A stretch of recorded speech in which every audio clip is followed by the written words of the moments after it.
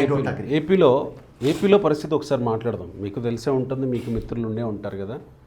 ఏపీలో కూటమి ప్రభుత్వం అధికారంలోకి వచ్చిన తర్వాత జరుగుతున్న అరెస్టుల మీద వైసీపీ రెడ్ బుక్ రాజ్యాంగం అంటుంది. మేము చట్ట ప్రకారం ఎస్టాబ్లిష్ చేసి అరెస్టులు చేస్తున్నాం, మద్యం కుంభకోణంలో ఇది ఉంది అని ఎస్టాబ్లిష్ చేసి ప్రజల ముందు ఉంచుతుంది కూటమి ప్రభుత్వం. మీకేమనిపిస్తుంది?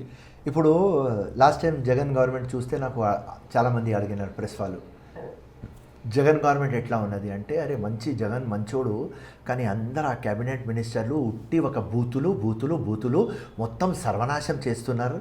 ఏ రోజు తెలుగుదేశం పవర్లో వస్తే అందరికీ బొక్కలు పెడతారు చూడు, జైల్లో పెడతారు చూడు అని చెప్పిన అదే చేస్తున్నారు, కరెక్ట్ చేస్తున్నారు. చంద్రబాబు నాయుడుకి ఎందుకు జైలుకి పంపించినారు అబ్బాయి పిచ్చోళ్ళు? అది రాంగ్. క్యాబినెట్ ఏదైనా డిసిషన్ ఉన్న తర్వాత ముఖ్యమంత్రికి ఎట్లా పంపిస్తారు? సో చేసింది భరిస్తున్నారు వాళ్ళు.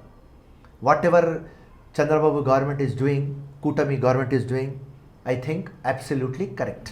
రెడ్ బుక్ రాజ్యాంగం లోకేష్ పాదయాత్రలో చెప్పుకొచ్చింది. ఆ రాజ్యాంగాన్ని అమలు చేస్తున్నారు పేర్లు రాసుకొని. టిట్ ఫార్ టాట్, ఈట్ కా జవాబ్ పత్తర్ సే దేంగే. కరెక్ట్. లోకేష్ మంత్రిగా ఇప్పుడు చేస్తున్న పరిపాలన మీద మీ అభిప్రాయం ఏంటి? ఇంప్రూవ్డ్. లోకేష్కి నేను కలిసిన 2014లో, రైట్, 15లో కూడా కలిసిన. లోకేష్ అప్పుడు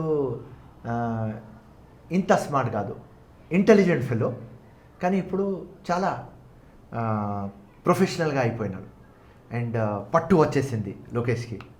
సో ఐఎమ్ లైకింగ్ హిమ్. 2014-15లో కలిస్తే ఓకే చంద్రబాబు కొడుకు అని ఇట్లా చూసేది, కానీ ఇప్పుడు ఓకే మస్త్ లీడర్ తయారైనాడని ఇట్లా చూస్తున్నా.